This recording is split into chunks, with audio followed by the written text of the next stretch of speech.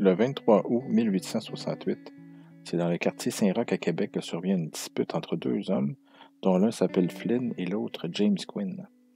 Et à un moment donné, en les entendant se disputer, il y a Joseph Lheureux, qui était un ami de Quinn, qui cherche à intervenir pour calmer la dispute.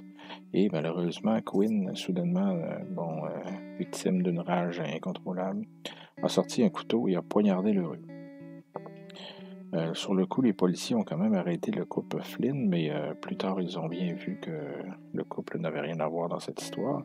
Donc, seul Quinn, qui nie tout, de son côté, a été tenu responsable de la mort de l'heureux qui a décédé, qui a succombé à sa blessure là, environ 2 heures après l'accident.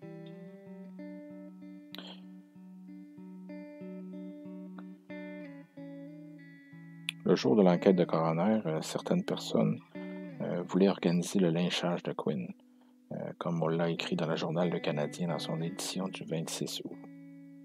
Mais par contre, la police a fait son travail et Quinn a dû faire face à la justice.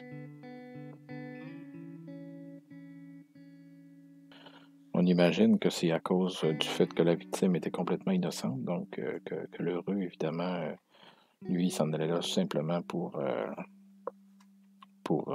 calmer les esprits, que c'est ça probablement qui a choqué la foule. Quand il s'agit de victimes innocentes ou comme des enfants, par exemple, aussi, là, ça suscite toujours un vif sentiment d'injustice. Et évidemment, l'enquête de coroner a démontré que l'heureux, il n'y avait rien à voir, qu'il n'avait jamais provoqué son voisin.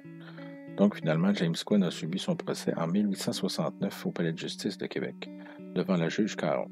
Reconnu coupable, son exécution a été fixée d'abord au 2 juillet 1869, mais il n'a jamais été pendu parce que sa peine a finalement été commuée en emprisonnement à vie.